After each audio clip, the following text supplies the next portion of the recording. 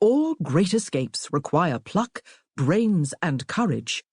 If you're lucky, you may also enjoy the convenience of a reliable getaway vehicle. In this respect, Anastasia McCrumpet was very lucky. You might even say that she had won the jackpot of escape rides.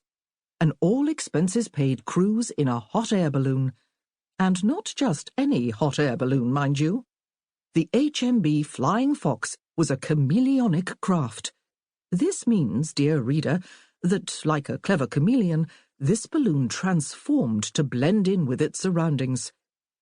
At the moment in which we join Anastasia, the Flying Fox was a superbly stealthy, almost black-blue, scintillating with hundreds of starry twinkles, and practically invisible against the night sky. 2 other passengers crouched in the wicker balloon basket with Anastasia. Miss Penelope Apple, librarian extraordinaire, and, she had revealed not 5 minutes earlier, Anastasia's secret aunt, and the dashing mustachioed Baldwin, an ally in Anastasia's escape from a fate most terrible.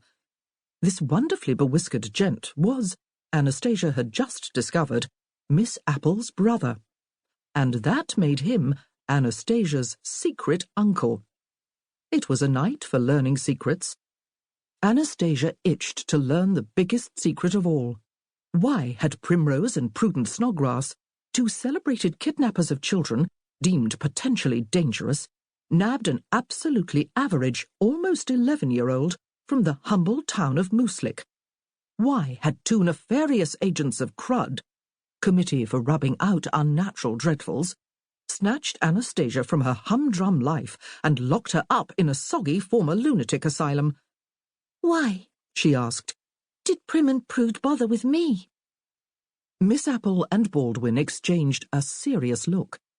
It's a long story, Baldwin finally said, and chock full of scandal and shockers. Real jaw-droppers. Are you sure you want to find out? Tell me, Anastasia urged.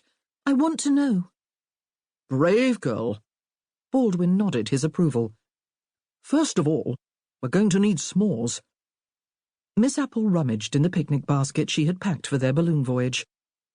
Secrets of this caliber, Baldwin explained, are best revealed under the stars around a fire whilst eating s'mores. Really? Anastasia raised her eyebrows. I'm utterly serious, her uncle said, and he was. Why do you think so many children whisper stories around a campfire? There's a proper way to do everything, and you should be particularly methodical whilst revealing whopping great secrets. Baldwin's right, dear. Miss Apple tore open a plastic packet of jumbo marshmallows and handed one to Anastasia. Too bad Ollie and Quentin aren't here, Anastasia said. Ollie loves sweets. Besides, Oliver and Quentin Drybread had plenty of s'mores-worthy secrets of their own. First and foremost, they were shadow boys. That is to say, they possessed a peculiar talent for shifting into shadows. And second, they belonged to a completely confidential, holy hugger-mugger, so hush-hush and mum's the word only 3 people in the world knew about it, Pinky sworn to secrecy league. But we'll get to that later. Anastasia consoled herself with the hope that they would all gobble plenty of future s'mores around future campfires. Following their daring skedaddle from St. Agnes Asylum, Quentin had promised they would see each other again soon, somewhere at the end of the balloon journey. You've seen a great many new things this past month, child, Miss Apple said, passing out sticks. Boys who turn into shadows, an auntie who transforms into a mischief of mice, an uncle who transmogrifies into a majestic wolf, Baldwin added, spearing his marshmallow. Oh, Baldy, Miss Apple said, you were so vain. I'm not vain at all. Baldwin poked his marshmallow into the flame of the balloon burner. I'm simply stating a fact. And by the way, I think you make rather a majestic mischief of mice, Penny. Me too, Anastasia agreed, remembering the swarm of acrobatic squeakers, all Miss Apple it had turned out, dancing and leaping and somersaulting through St. Agnes Asylum not 1 day earlier.